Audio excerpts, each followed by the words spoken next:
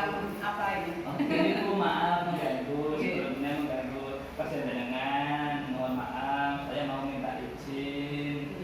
Nanti saat saya mau adakan sosialisasi di modul di guru penggerak modul 1.4 tentang budaya positif yang akan saya sosialisasikan kepada Bapak Ibu guru.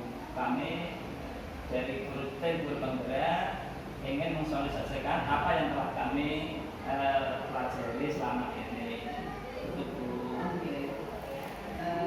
Kira-kira nanti coba saya lihat dulu nih Pak Anggi untuk di sekolah nanti akan melaksanakan rapat di hari Rabu Pak Anggi tanggal 28 Desember nanti di 2020 ini.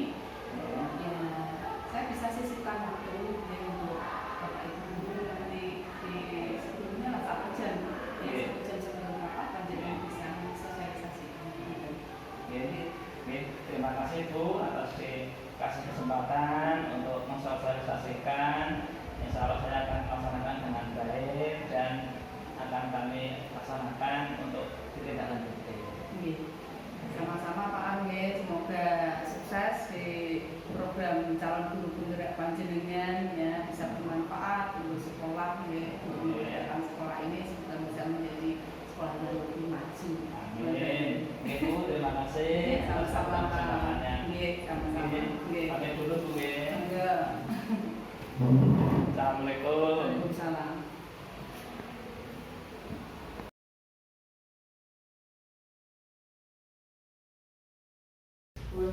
Bismillahirrahmanirrahim. Assalamualaikum warahmatullahi wabarakatuh. Waalaikumsalam warahmatullahi wabarakatuh. Bagaimana kabar hari ini Bapak Ibu? Baik. Alhamdulillah. Hari ini kita diberi kesehatan, keselamatan dan kebahagiaan. Marilah kita bersyukur atas segala nikmat yang telah diberi kepada kita, berupa nikmat sehat dan kesempatan, sehingga kita masih dapat berkumpul dalam acara sosialisasi pemahaman konsep modul 1.4 budaya positif. Jadi kita harus segera dan harus bergerak ya, mulai diri sendiri untuk melakukan budaya positif. Walaupun telah kita laksanakan, tapi kita harus tingkatkan lagi. Ya. Di sini saya sebagai calon guru penggerak di SMK Kartika Nusantara angkatan ke-7 di Kota Semarang ingin berusaha mensosialisasikan apa yang telah saya dapatkan dalam pembelajaran selama 2 bulan kurang lebihnya. Sudah sampai ke modul 1.4 ini dalam materi budaya positif. Ya, kita langsung aja ke materinya.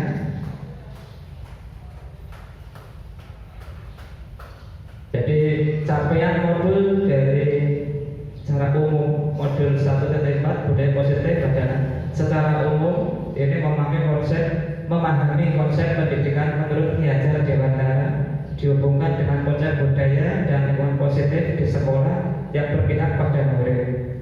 Jadi konsep-konsep dari Ki Hajar Dewantara di mana pendidikan adalah suatu penuntunnya, seorang guru hanya menuntun, kemudian kita memberikan kodrat alam maupun kodrat zaman kepada siswa kita, sehingga kita adalah guru yang selalu akan membina, akan sebagai memfasilitasi dalam pembelajaran kita, dalam kehidupan, dalam pembelajaran di sekolah kita.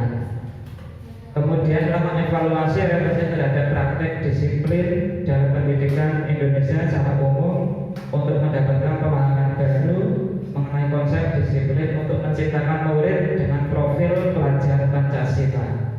Jadi yang sekarang ini dikerjakan adalah murid dengan profil pelajar Pancasila yang diaplikasikan dengan P5 ya, proyek penguatan profil pelajar Pancasila. Yang ketiga, memahami peran sebagai guru untuk membangun budaya positif dengan menerapkan konsep disiplin positif dalam berinteraksi dengan murid. Jadi murid itu kita harus berkolaborasi dengan murid. Seorang guru harus berkolaborasi dengan murid untuk menciptakan budaya positif. Berkolaborasi dengan Bapak Ibu guru semua, dengan kepala sekolah. Kita tidak dapat menciptakan budaya positif di sekolah tanpa adanya kolaborasi semuanya di lingkungan. Kita harus berkolaborasi dengan murid. Seorang guru harus berkolaborasi dengan murid untuk menciptakan budaya positif. Berkolaborasi dengan Bapak Ibu guru semua, dengan kepala sekolah. Kita tidak dapat menciptakan budaya positif di sekolah tanpa adanya kolaborasi semuanya di lingkungan pendidikan, khususnya di sekolah. Konsep-konsep kunci dalam budaya positif, yang pertama tentang teori disiplin positif, kemudian nilai-nilai kebijakan universal, kemudian motivasi perilaku manusia, ada hukuman dan ada penghargaan. Ya, nanti kita kupas satu-satu. Kemudian adanya keyakinan kelas. Ya, keyakinan kelas nanti bagaimana prosesnya, kita nanti belajar cara pembuatan keyakinan kelas yang selama ini aturan hanya dibuat dari sekolahan. Siswa tidak bisa menentukan apa itu keyakinan kelasnya di kelasnya masing-masing, sehingga menjadi keyakinan sekolah. Kemudian kebutuhan dasar manusia, ya nanti kita bahas semuanya. Kemudian ada posisi kontrol, restitusi, kemudian ada segitiga restitusi. Ya, ini nanti yang kita bahas dalam sosialisasi pada hari ini. Yang pertama langsung saja kita ke teori disiplin positif. Jadi sekolah itu bisa diibaratkan dengan tanah, tempat bercocok tanam, sehingga seorang guru perlu mengusahakan agar sekolah menjadi sebuah lingkungan yang menyenangkan, aman, ya, nyaman untuk bertumbuh, serta dapat menjaga melindungi setiap murid dari hal-hal yang kurang bermanfaat atau bahkan mengganggu perkembangan potensi murid. Jadi dengan demikian, salah satu tanggung jawab seorang guru adalah bagaimana menciptakan suatu lingkungan yang positif, yang terdiri dari warga sekolah yang saling mendukung, saling belajar, saling bekerja sama, sehingga menciptakan kebiasaan-kebiasaan baik. Kebiasaan-kebiasaan baik akan tumbuh menjadi karakter yang baik juga.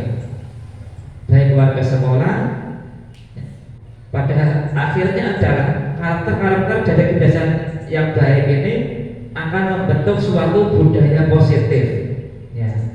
Jadi budaya positif itu harus dalam kebiasaan-kebiasaan, ya, harus dimasukkan dalam kebiasaan sehingga nanti pada akhirnya dalam bermasyarakat budaya positif akan dijalankan dengan kesadarannya masing-masing. Jadi dalam standar pendidikan nasional, ya, dalam proses pembelajaran ini terjadi pembelajaran yang berpihak pada murid. Jadi sekarang ini ya pembelajaran yang berpihak pada murid, bukan seorang guru yang diktator, seorang guru yang galak misalkan. Jadi yang terjadi adalah pembelajaran yang berpihak pada murid sebagaimana tertuang dalam standar proses pada Satuan Nasional Pendidikan pasal 12, yaitu pelaksanaan pembelajaran sebagaimana dimaksud pasal 10 dan ayat 2 huruf B diselenggarakan dalam suasana belajar yang, ya, jadi belajar yang interaktif, kemudian inspiratif, ya, kemudian menyenangkan. Jadi sekolah harus senang dulu, senang sekolah dulu, ya. Kemudian menantang, ya, harus menantang, memotivasi peserta didik untuk berpartisipasi aktif dan memberikan ruang yang cukup bagi prakarsa kreativitas, kemandirian sesuai dengan bakat, minat, perkembangan fisik serta psikologi peserta didiknya. Ya, ini teori-teori tentang. Berikutnya adalah nilai-nilai kebajikan universal. Ya, nilai-nilai kebajikan. Yang pertama ada teori kontrol. Ya, teori kontrol. Jadi dalam penelitiannya psikiater dan pendidik Dr. William Glasser dalam kontrol teori yang kemudian dari berkembang yang dinamakan choice theory meluruskan beberapa miskonsepsi tentang makna dari teknik kontrol. Yang kita ketahui bahwa sebuah ilusi ya, guru itu bisa mengontrol murid, itu sebuah khayalan ya. Kita prinsipnya murid ya manut guru nih ya, ilusi guru dapat mengontrol murid, tapi pada kenyataannya ada siswa yang bisa menentukan apa yang dia inginkan ya. Kemudian ilusi bahwa semua penguatan positif efektif dan bermanfaat. Di sini kita memiliki penguatan positif, siswa harus begini yang bermanfaat. Tapi penguatan positif ini kadang siswa itu merasa tidak pas ya, karena siswa itu bervariasi ya, bervariasi benihnya, bervariasi latar belakangnya ya. Memang untuk bisa melayani siswa itu membutuhkan pemikiran yang lebih ya. Kemudian ilusi bahwa orang dewasa memilih hak untuk memaksa ya. Jadi kita harus memaksa seperti ini, siswa harus manut gurunya, siswa harus mengikuti dengan baik ya. Itu adalah kita orang dewasa yang memaksa kepada kita ya. Kemudian teori kontrol ya. Jadi intinya bahwa hanya Anda yang bisa mengontrol diri, siswa yang dapat mengontrol dirinya ya. Dan kita ya tidak bisa mengontrol orang lain, tidak bisa. Intinya adalah semua adalah siswa. Saya tidak bisa mengontrol Bapak Ibu semua, tidak bisa. Tergantung dari Bapak Ibu semua ya. Kemudian penerapan disiplin ya. Jadi disiplin ini berarti mereka bisa tanggung jawab terhadap apa yang dilakukan karena mereka mendasarkan tindakan mereka pada nilai-nilai kebajikan universal. Tujuan dari disiplin positif adalah menanamkan motivasi yang ketiga pada murid, yaitu menjadi orang yang mereka inginkan, menghargai diri sendiri dengan nilai-nilai yang mereka percaya ya. Jadi motivasi ini yang bisa kita berikan ya, jangan bisa tanamkan saja. Kalau posisi kontrol itu ya siswa yang menentukan, seperti kita megang seperti ini, Pak tolong dibukakan ini ya. Tolong anak-anak coba bukakan kepala saya ini. Nanti saya kasih uang Pak biar bisa buka ya. Karena penasaran apa yang ada di tangan saya. Coba ini Pak, coba saya minta tolong siapa bisa membuka kepala ini. Nah, ini adalah yang bisa mengontrol adalah diri kita sendiri ya. Kemudian nilai-nilai kebajikan universal ya.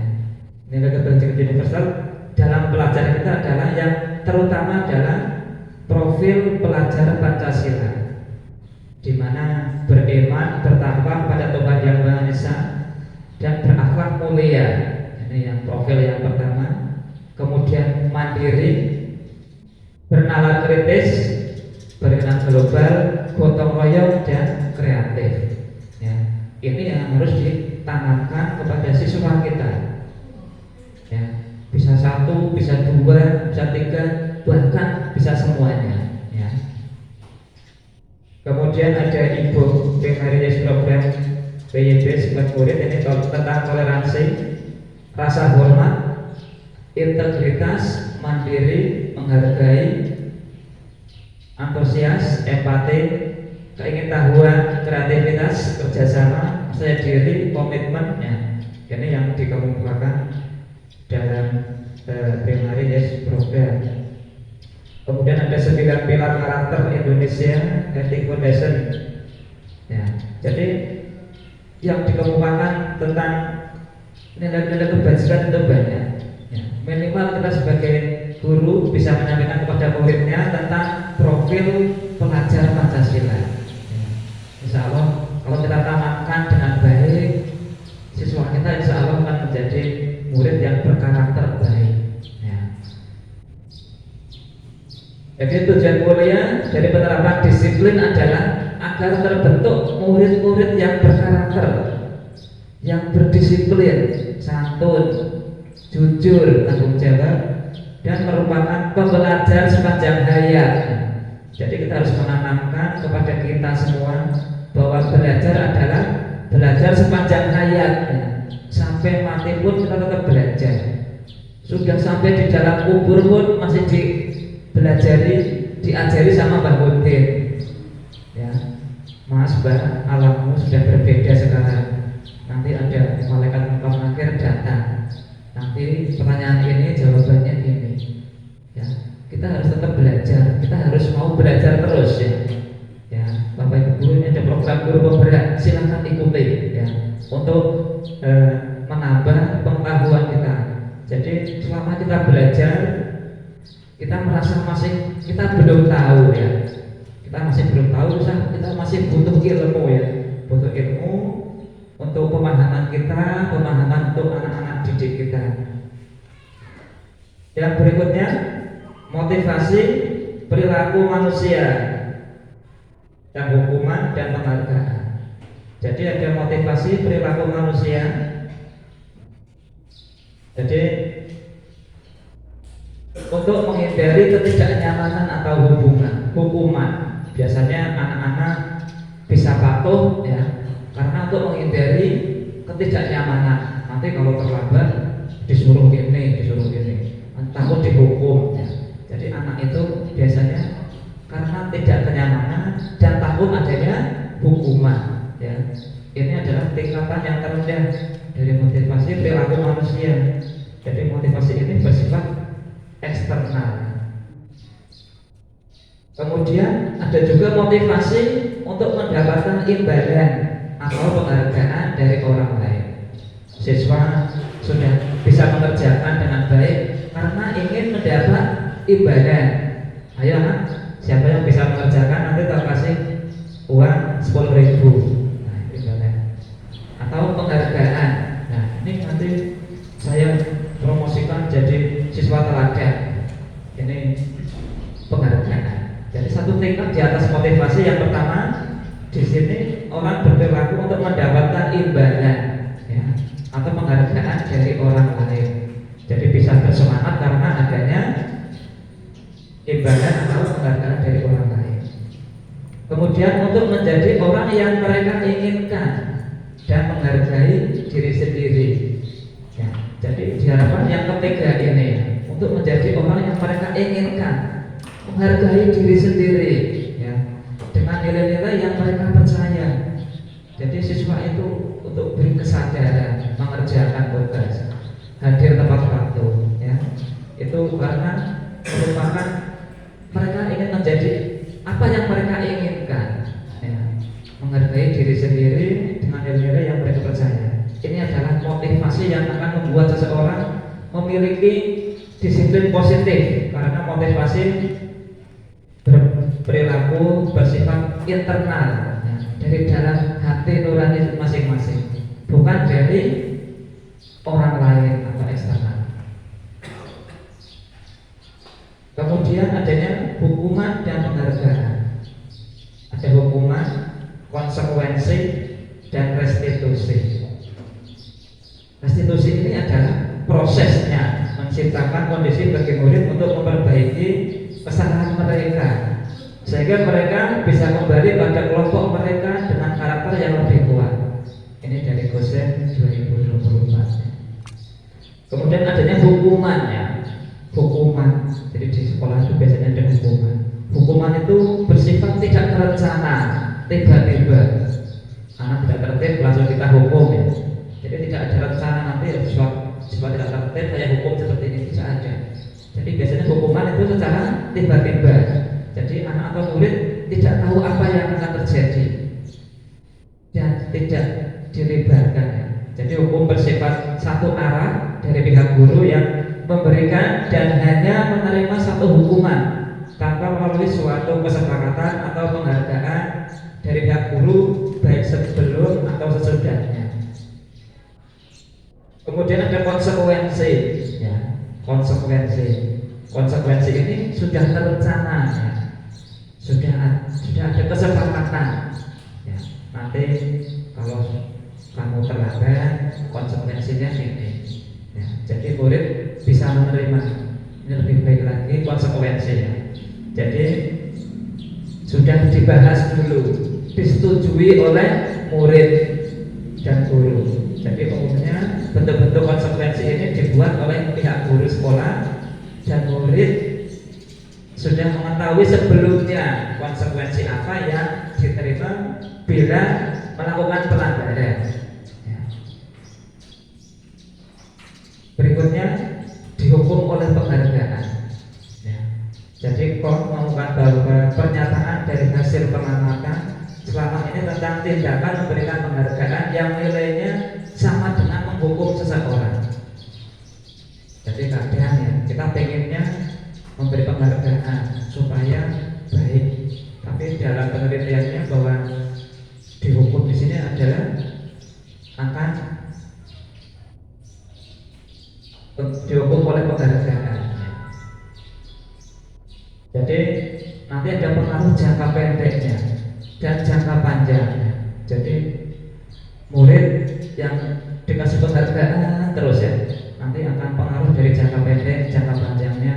Kita kan mereka selalu mengharap-harap ya, mengharap-harap imbalan. Disuruh angkat meja saja, minta imbalannya, Pak beri es ya Pak. Disuruh ini minta imbalannya. Ya. Jangka panjangnya mereka tidak pernah ikhlas, tidak pernah diri sendirinya ingin terasa membantu, tidak ada. Ya. Jadi kita harus menanamkan sifat ya, sikap yang ya. Kemudian penghargaan tidak efektif. Ya, penghargaan juga tidak efektif. Ternyata selama ini kalau kita bisa penghargaan, siswa itu mau berubah, tapi tidak. Setiap mereka prestasi kasih penghargaan, kita kasih. Suatu saat kita tidak mengasih, mereka mengharap. Ya. Tidak efektif seperti itu ya. Kemudian penghargaan merusak hubungan. Ya. Jadi di kelas ada yang ranking 1, ranking 2, ada yang tersakiti juga. Saya sudah belajar dengan baik, ternyata masih ranking 5. Nah, itu ada yang merusak hubungan, sehingga kadang sama itu hubungannya kurang baik, sama bapak ibu guru hubungannya kurang baik. Sehingga dalam kurikulum Merdeka ini tidak ada ranking, tidak ada perankingan. Semua dinyatakan lulus sesuai dengan kemampuannya masing-masing. Ya. Jadi sesuai dengan kemampuannya masing-masing. Karena pada dasarnya tadi anak memiliki latar belakang yang berbeda-beda. Ya. Kemudian penghargaan mengurangi ketepatan. Ya. Penghargaan mengurangi ketepatan. Coba yang bisa menjawab saya kasih uang 10.000. Pasti ada yang tanya pelong. Ini Pak jawabannya. Dia tidak berpikir dulu karena dia mengharap penghargaannya. Ya, sama saja ya. Kemudian penghargaan menurunkan kualitas. Ya. Sistem kerja borongan ya. Ya. Penghargaannya harus cepat selesai nanti ya. Ternyata kualitasnya akan menurun. Ya. Sama saja untuk diterapkan di sekolahnya. Kemudian penghargaan mematikan kreativitas. Jadi kalau tujuannya penghargaan ini ya, tujuannya ini ya sudah ini. Jadi kadang anak memiliki kreativitas yang lainnya, tetapi karena tujuannya sampai sini saja ya sudah selesai. Ya, harusnya sudah bisa mendemak, tapi tujuannya hanya sampai di sayung. Ya. Itu karena penghargaannya sampai di situ saja.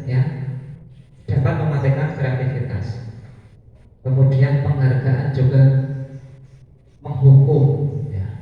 Penghargaan ini yang menghukum, yang ya, sehingga kita harus bijaksana dalam mengambil keputusan di dalam pembelajaran kita, baik di kelas maupun di luar kelas. Ya. Kemudian restitusi sebuah pendekatan untuk menciptakan disiplin positif. Tadi restitusi adalah prosesnya tadi, proses menciptakan kondisi bagi murid untuk memperbaiki kesalahan mereka, sehingga mereka bisa kembali pada kelompok mereka dengan karakter yang kuat, lebih kuat lagi. Restitusi juga adalah proses kolaborasi yang mengajarkan murid untuk mencari solusi untuk masalahnya. Semua punya masalah, siswa punya masalah, guru pun ada masalah. Nah, kita untuk berkolaborasi menyelesaikan permasalahannya, kemudian membantu murid berpikir tentang orang seperti apa yang mereka inginkan dan bagaimana mereka harus memperlakukan orang lainnya, saling menghargai diri sendiri, menghargai orang lain. Di bawah ini adalah ciri-ciri restitusi yang membedakan dengan program disiplin lainnya. Jadi restitusi di sini adalah bukan untuk menebus kesalahan, namun untuk belajar dari kesalahan. Ya. Jadi di sini adalah misalkan ada teman kita undang dalam acara ulang tahun, ternyata tidak sengaja menjatuhkan gelas, padahal gelasnya mahal. Ya. Pasti kalau dia sadar, ini Bu, nanti saya ganti sampai ini. Ya. Karena dia memiliki pengen menebus kesalahan, menebus kesalahannya. Tetapi kita harus mereka adalah untuk belajar dari kesalahannya. Kenapa seperti itu ya? Harus berpikir positif ya. Kemudian restitusi memperbaiki hubungan. Dengan adanya solusi, kolaborasi, maka hubungannya akan lebih baik lagi. Ya. Kemudian restitusi adalah tawaran, bukan paksaan. Ya. Penyelesaian yang baik adalah tawaran. Jadi kalau siswa bermasalah, kita tawarkan ke siswa, kamu harus bagaimana? Ya. Langkahnya kamu harus melakukan apa? Jadi menawarkan kepada muridnya, kita bukan jangan langsung menghukum, kamu berdiri di depan sini sampai jamnya selesai, itu hukuman namanya. Jadi kita pengennya semua baik semua. Ya. Restitusi menuntun untuk melihat ke dalam diri. Ya. Jadi kita dalam proses menuntun kita menuntun murid. Jadi murid itu dia mengatakan bahwa kertas kosong yang mudah kita catati, kertas kosong yang kita harus atur kertasnya. Tapi ada juga yang mengatakan bahwa murid itu adalah sudah ada tulisannya, tapi masih dalam garis yang tipis. Kita harus menebalkannya, harus menebalkan apa yang ada di dalam pikirannya murid kita. Kita harus mengeluarkan apa yang dalam pikiran kita untuk memberikan yang terbaik untuk murid kita. Jadi murid itu seperti gunung es ya. Gunung es itu yang kelihatan itu di permukaan hanya kecil, tapi di dalam laut memiliki potensi yang besar. Ya. Potensi yang besar harus kita munculkan juga, membantu memunculkan. Ya. Gunung es yang kelihatannya hanya seperti itu, anak-anak murid kita hanya seperti itu. Ya. Bagaimana kita harus bisa memunculkan apa yang masih terpendam di dalam laut itu, bisa memunculkan semuanya. Ya. Restitusi diri adalah cara yang paling baik. Ya. Kita harus memulai diri sendiri, harus bergerak dari diri sendiri. Ya. Berikutnya keyakinan kelas. Ya, keyakinan kelas ini nilai-nilai keselamatan atau kesehatan inilah yang kita sebut dengan suatu keyakinan. Itu nilai kebajikan universal yang disepakati secara tersirat dan tersurat, lepas dari latar belakang suku, negara, bahasa maupun. Jadi keyakinan nanti harus diperlakukan untuk semuanya, tidak membedakan agamanya, tidak membedakan latar belakangnya. Jadi nilai-nilai kebajikan bahwa menekankan bahwa keyakinan seseorang akan lebih memotivasi seseorang dari dalam. Jadi seseorang akan lebih tergerak dan bersemangat untuk menjalankan kewajiban keyakinannya daripada sekedar mengikuti serangkaian peraturan tertulis tanpa makna. Ya, jadi nanti kita berlatih membuat untuk keyakinan kelas di kelasnya masing-masing ya. Jadi murid-murid pun demikian, mereka perlu mendengarkan, memahami arti sesungguhnya tentang peraturan-peraturan yang diberikan. Apa nilai-nilai kebajikan di balik peraturan tersebut? Apa tujuan utamanya? Dan menjadi tidak tertarik atau takut sehingga hanya sekedar mengikuti serangkaian peraturan-peraturan yang mengatur mereka tanpa memahami tujuan mulianya. Kemudian pembentukan keyakinan kelas di sekolahnya.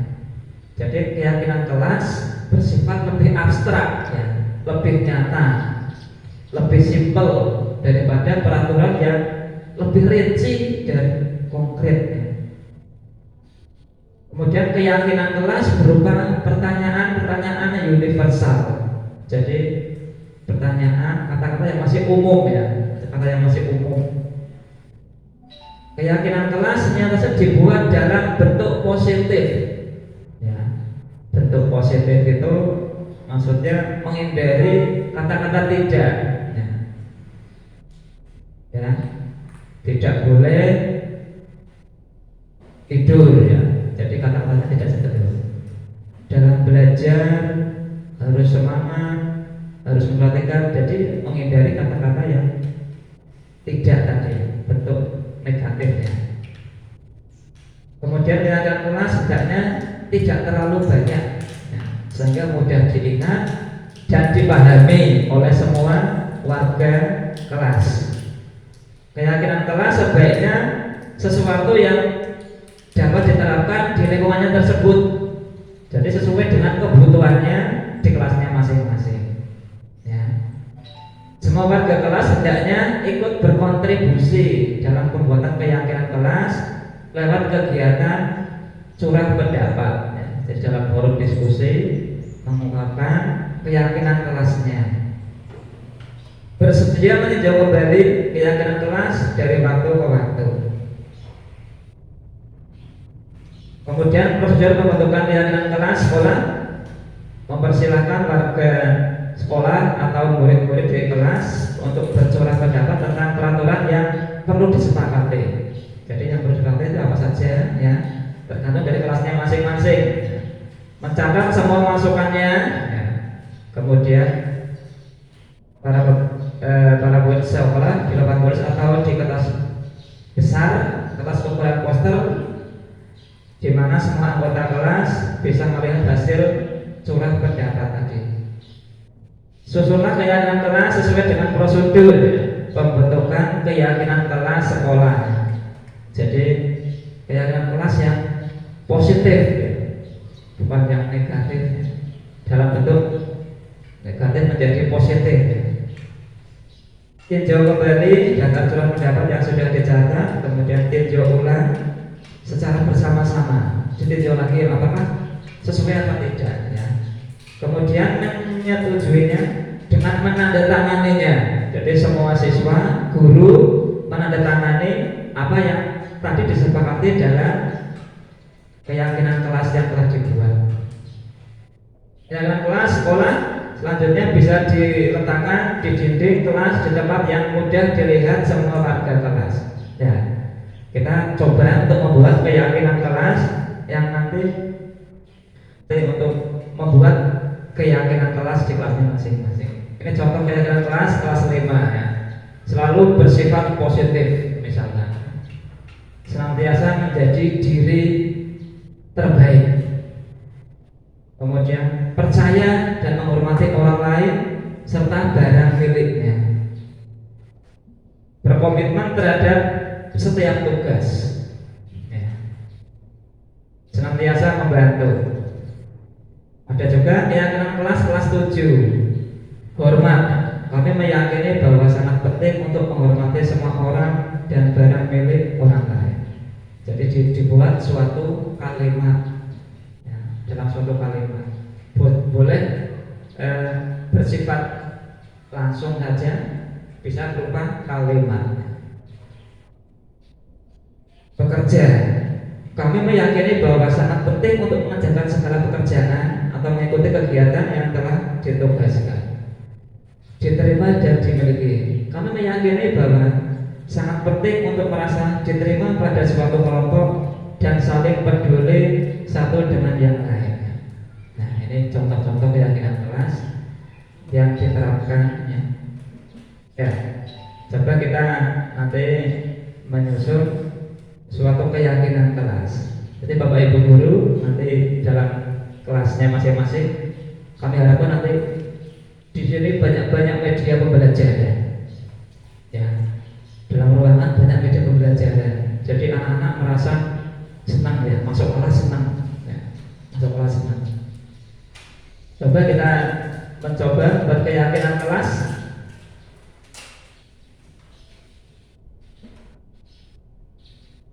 Ya, boleh semua menguapkan pendapatnya.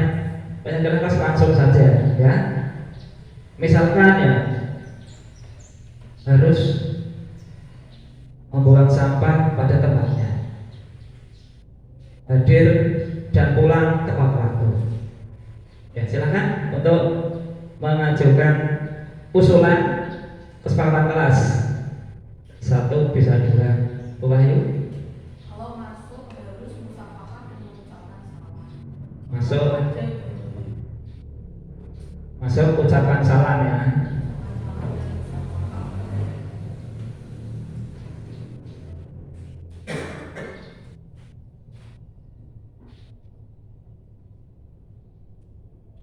Pada guru, ya. Ya, lagi.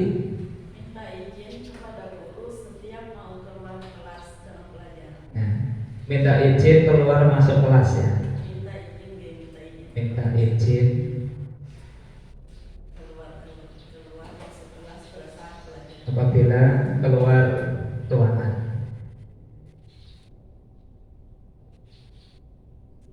Ada lagi? Apa lagi? Rajin pangkal kaya. Rajin pangkal kaya.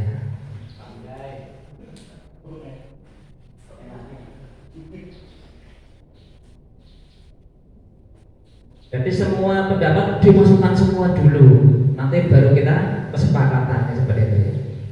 Nah, ada lagi? Bu Sari? Lebih fokus dalam belajar.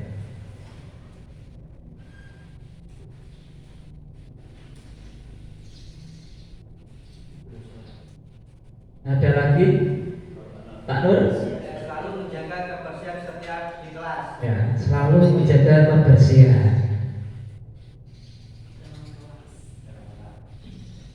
Dimanapun, ya, intinya kebersihan.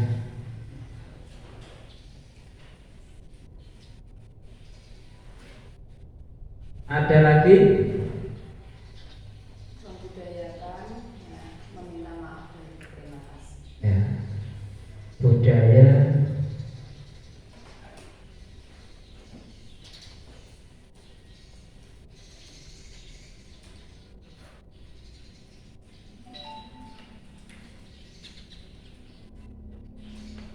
ada lagi?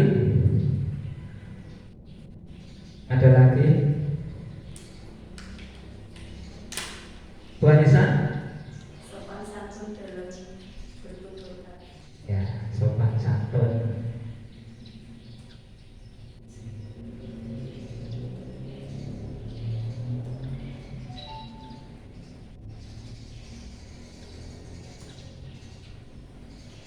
Dalam berperilaku, ya. Jadi sopan itu dalam ucapan, perbuatan, santun dalam perbuatan. Ada lagi? Lebih menghargai waktu.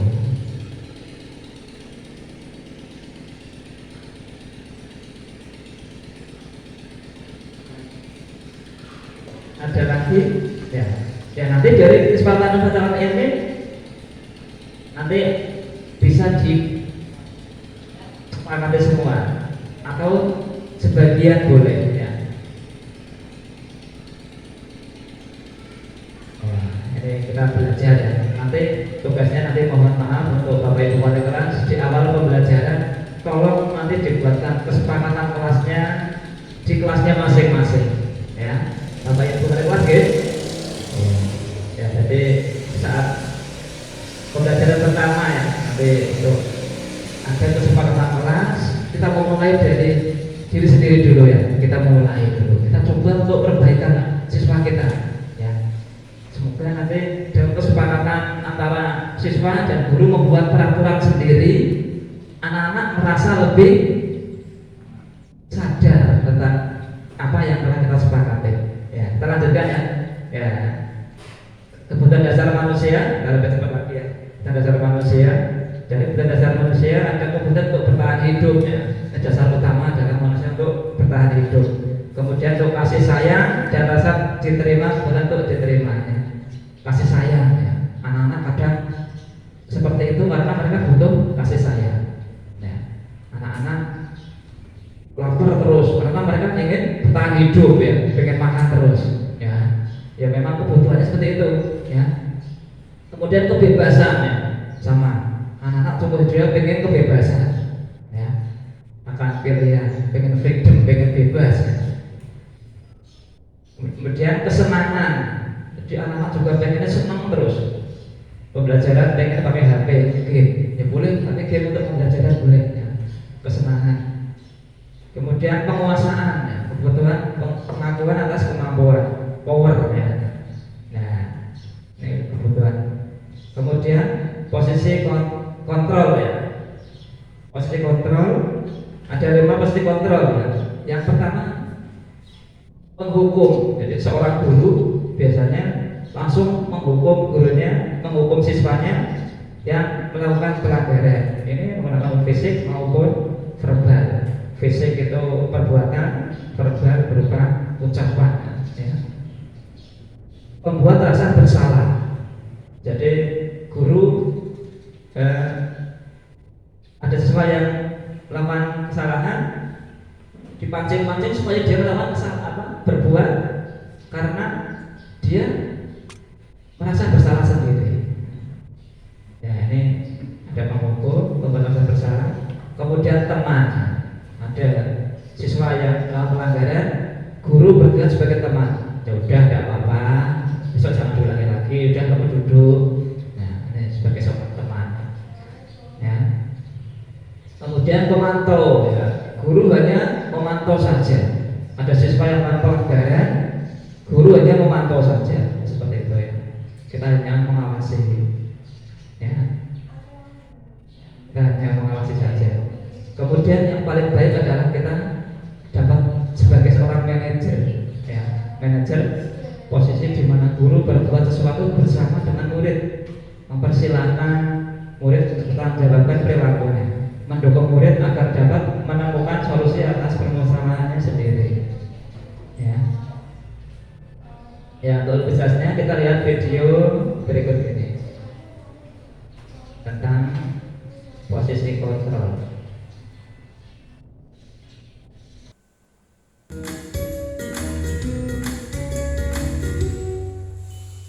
Salam bahagia Ibu dan Bapak guru hebat.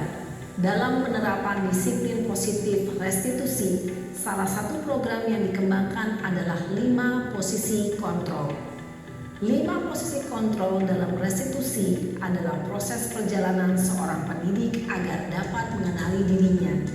Pada video kali ini, kita akan membahas tentang 5 posisi kontrol yang dikembangkan oleh Diane Gossen dan contoh penerapannya.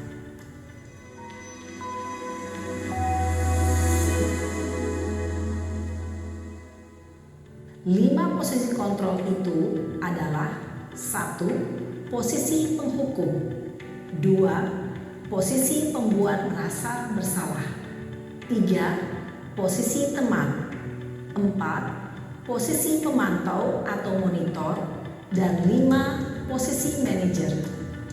Untuk lebih memahami kelima posisi tersebut, mari kita saksikan kasus Naren yang terlambat hadir 20 menit di sekolah dan melihat bagaimana kelima posisi kontrol dalam menghadapi masalah tersebut.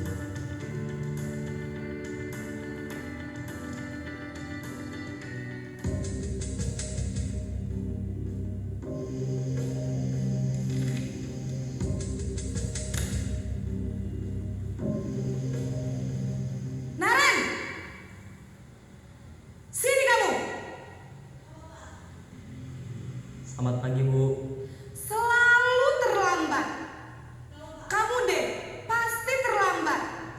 Maaf, Bu. Saya Apa? Apa coba?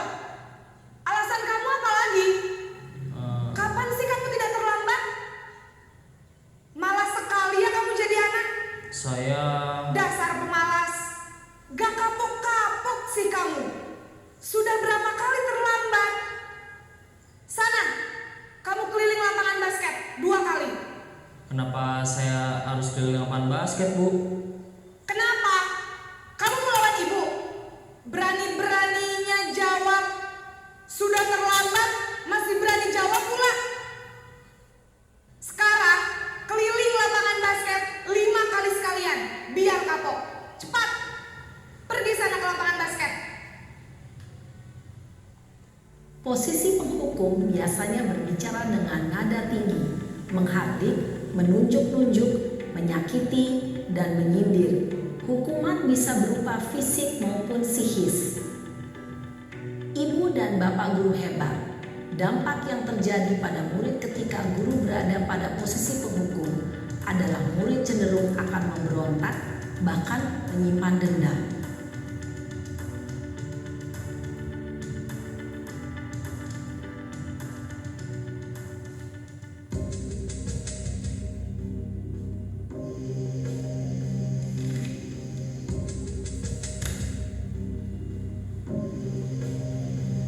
Naren!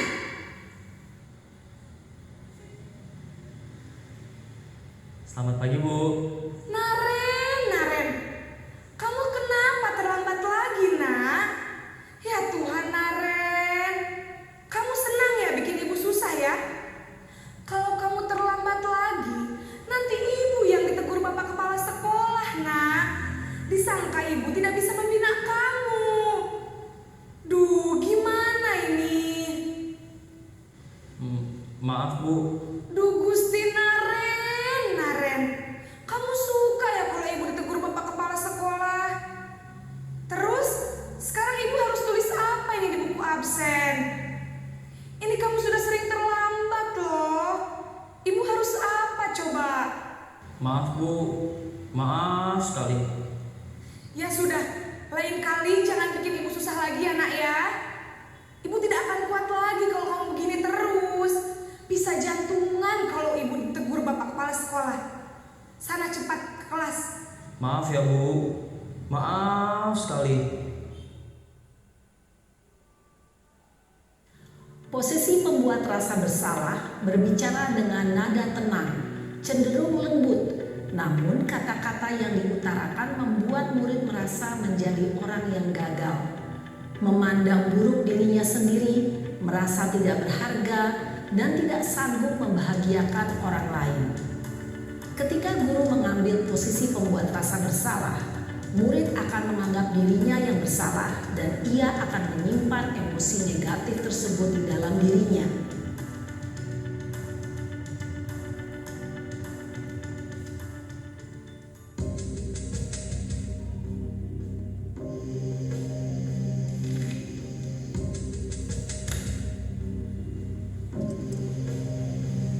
Naren!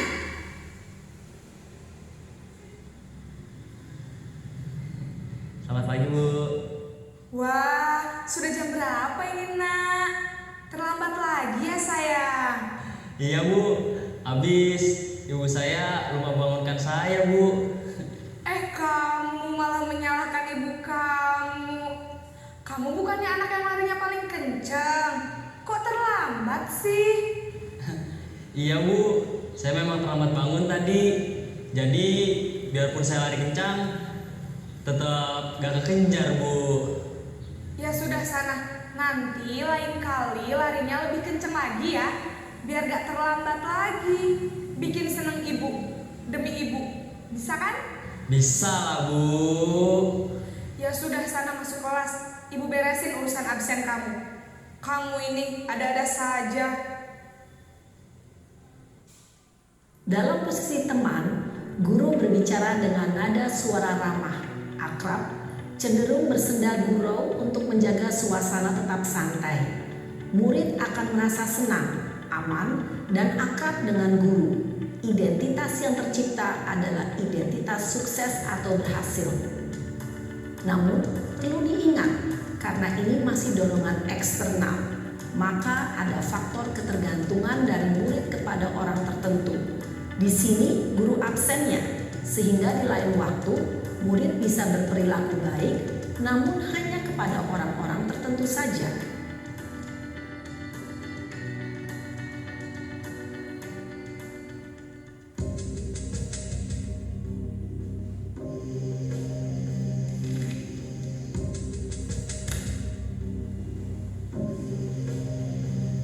Naren!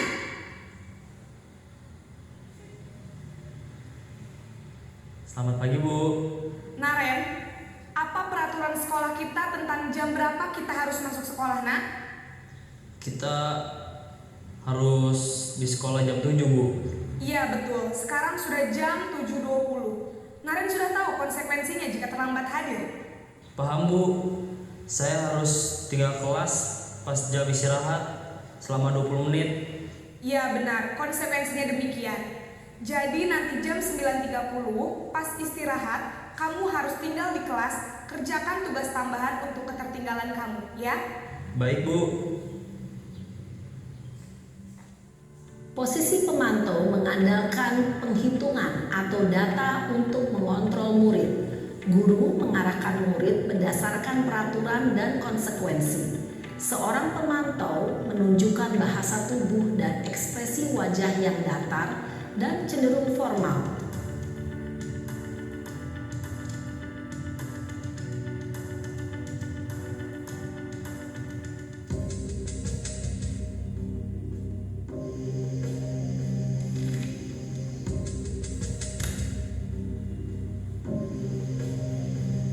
Naren!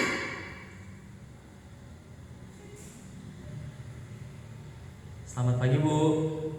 Selamat pagi, Naren. Maaf, Bu. Saya terlambat. Iya, sekolah masuknya jam 7, sekarang sudah jam 7.20. Jadi sekarang bagaimana ini, Naren? Maaf, Bu. Saya lupa setel alarm saya semalam. Baiklah, menurut kamu, keyakinan sekolah yang mana yang perlu kamu tingkatkan?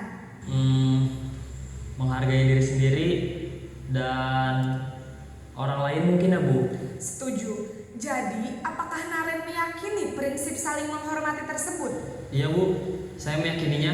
Apakah Naren bersedia memperbaiki masalah keterlambatan ini? Bersedia, Bu. Bagaimana kamu akan perbaiki masalah keterlambatan ini? Saya akan coba untuk tidak lupa menyetel alarm saya, Bu. Baik, kalau Naren lupa menyetel alarm di rumah, ada orang yang kira-kira bisa bantu mengingatkan tidak? Ada, Bu. Kakak saya, Kak Emma. Ada lagi selain Kak Emma? Selain Kak Emma, ada ibu saya. Baik, jadi yang mengingatkan Naren adalah Kak Emma dan ibu kamu, ya? Kira-kira akan mulai setel alarm kapan nih, Naren? Setelah pulang sekolah, akan segera saya lakukan. Baik, jadi Naren akan setel alarm untuk bangun besok pagi dan akan diingatkan oleh kakak dan ibunda Naren, ya. Ada lagi yang mungkin perlu dilakukan, Naren, agar tidak terlambat bangun lagi? Tidak ada, Bu. Baik, Naren, terima kasih untuk kerjasama kamu. Sekarang kamu perlu kembali ke kelas untuk belajar. Baik, Bu. Terima kasih. Posisi manajer adalah posisi kontrol yang disarankan untuk membimbing murid memiliki sikap disiplin yang positif, yaitu murid yang mandiri, bertanggung jawab, dan dapat memecahkan masalah. Tujuan dari posisi ini adalah agar murid dapat berefleksi atas tindakannya guru akan dengan tulus memberikan pertanyaan-pertanyaan bermakna sehingga membuat murid dapat belajar dari kesalahannya dan mencari sebuah solusi untuk menyelesaikannya. Ibu dan Bapak guru hebat, setelah mengamati adegan kelima posisi kontrol tadi, kira-kira posisi mana yang paling ideal? Posisi mana yang dapat menunjang motivasi intrinsik murid? Ya, tentu posisi manajer. Posisi ini memang posisi ideal yang ingin dituju setiap pendidik. Pada posisi inilah guru dapat menerapkan disiplin positif yang berpihak pada murid, yang memerdekakan murid. Perjalanan seorang pendidik tentunya tidak mudah untuk sampai pada posisi seorang manajer. Namun, tujuan kita pasti, yaitu menciptakan murid-murid yang mandiri, merdeka, dan bertanggung jawab. Semoga penggambaran 5 posisi kontrol yang telah diperlihatkan ini dapat menjadi ajang refleksi bagi kita semua, agar dapat terus mengasah dan menerapkan disiplin positif yang memerdekakan murid. Mari terus berlatih dan bersemangat. Selamat menerapkan. Salam dan bahagia Ibu dan Bapak guru hebat.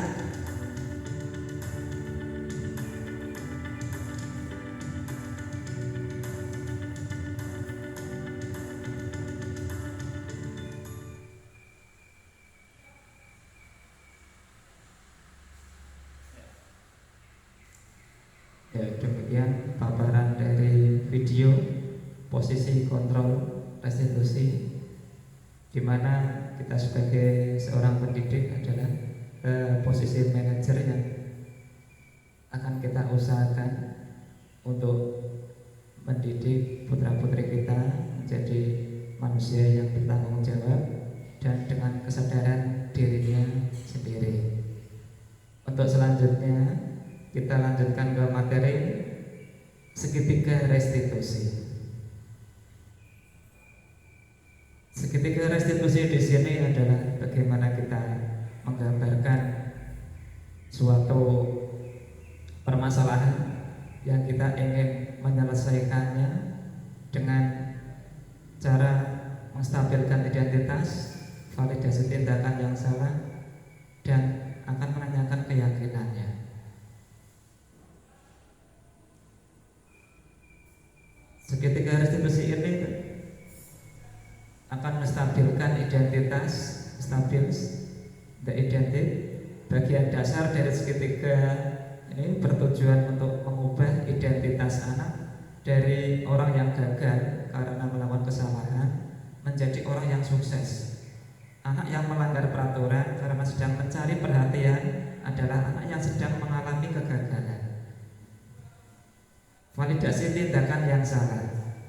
Jadi setiap tindakan kita dilakukan dengan suatu tujuan, yaitu memenuhi kebutuhan dasar. Kalau kita memahami kebutuhan dasar, apa yang akan mendasari sebuah tindakan? Ya, jadi siswa melakukan suatu perbuatan pasti karena adanya suatu tujuan. Tujuan apakah itu karena tujuan dari kebutuhan siswanya itu, karena tujuan ingin dihargai, tujuan ingin atau tujuan-tujuan yang lain. Jadi kita harus melakukan validasi tindakan tersebut. Apa motifnya, apa tujuannya. Yang berikutnya adalah menanyakan keyakinan. Jadi teori kontrol menyatakan bahwa kita pada dasarnya termotivasi secara internal. Ya, ketika identitas susah terakhir sampai langkah 1 ya, dan tingkah laku yang salah telah divalidasi pada langkah 2, maka anak akan siap untuk dihubungkan dengan nilai-nilai yang dia percayai dan berpindah menjadi orang yang dia inginkan, dapat menghubungkan dengan keyakinan anak dengan keyakinan kelas atau keyakinan keluarga. Jadi kita akan nanti kembalikan lagi kepada keyakinannya di kelas, keyakinannya di keluarga, bagaimana untuk menyikapi tindakan yang salah tersebut. Yaitu beberapa gambaran dari budaya positif yang sudah dipelajari untuk tim guru penggerak. Untuk selanjutnya akan saya tunjukkan beberapa tindakan positif saya yang saya lakukan di lingkungan sekolah. Yang pertama nanti ada pembuatan keyakinan kelas, kemudian nilai-nilai kebajikan, kemudian mencoba untuk praktek segitiga restitusi. Yang pertama, pembuatan keyakinan kelas. Jadi sudah saya lakukan untuk mencoba untuk membuat keyakinan kelas pada kelas 12 teknik audio video, di mana langkah pertama kita harus menggali kesepakatan kelasnya, kesepakatan kelas yang akan menjadi kesepakatannya di kelas tersebut. Kemudian saya mencatatnya di papan tulis. Apa-apa yang menjadi masukan, apa-apa yang menjadi keinginan dari siswa, saya catat di papan tulis. Nah, akan menjadilah kesepakatan kelas di sini. Jadi kesepakatan kelas ini telah dibuat yang nantinya akan menjadi keyakinan kelasnya. Ya. Jadi kita membuat kesepakatan kelas dulu, yang nanti akan menjadi keyakinan kelas. Nah, itu salah satu contoh dari di budaya positif yang saya lakukan di kelas. Kemudian nilai-nilai kebajikan yang saya lakukan di sini ada beberapa. Ya. Yang pertama di sini adalah untuk siswa selalu bergotong royong. Bergotong royong, siswa ini mengerjakan suatu proyek di sini dengan cara diskusi kelompok dan nanti akan mempresentasikan. Ya. Jadi siswa ini sudah mencoba untuk berdiskusi secara kelompok, nanti setelah selesai kemudian mempresentasikan di depan teman-temannya secara kelompok dua, selama kelompok pula. Ya. Jadi kita ingin menggali untuk bergotong royong, siswa bergotong royong untuk memecahkan suatu masalah secara bersama-sama. Kemudian melupakannya setelah dia bisa untuk memecahkan dengan diskusi kelompoknya. Kemudian saya lakukan juga untuk pembelajaran yang inovatif. Jadi menggunakan HP sebagai media pembelajaran simulasi rangkaian elektronik.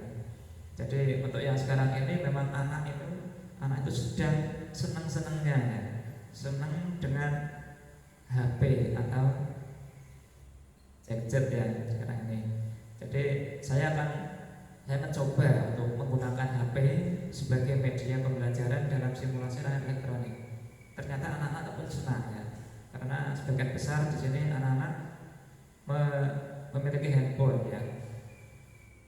Jadi contoh di sini saya akan mengirimkan suatu proyek, mengirimkan program, kemudian saya akan membimbing, ya, di sini sebagai fasilitator saja, anak yang mengerjakan seperti itu, ya, anak yang mengerjakan atau melakukan pembimbingan, ya, dan nanti akan terjadi suatu simulasi dari program rangkaian elektronik. Ya.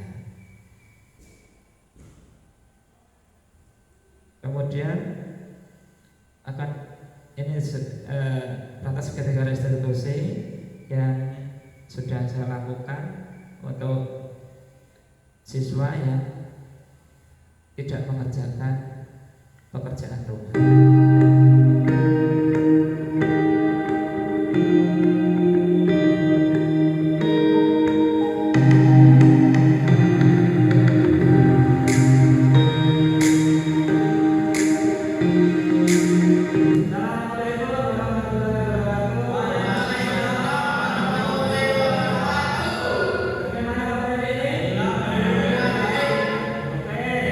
Semua ya.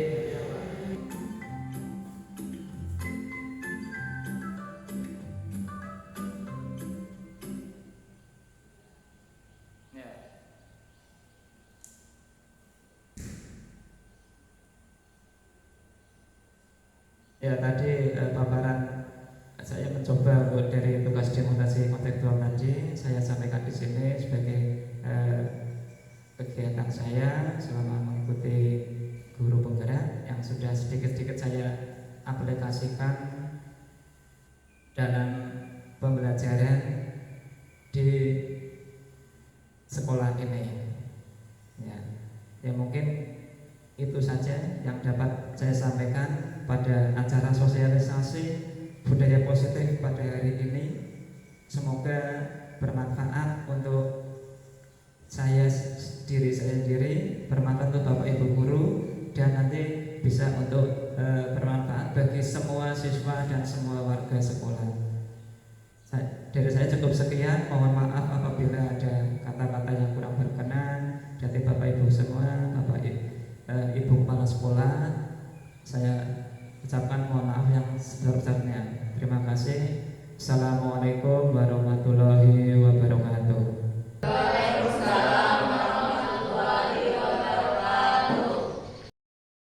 Demikian paparan aksi nyata modul 1.4 budaya positif dari saya. Kritik dan saran saya tunggu untuk kesempurnaan di aksi nyata berikutnya.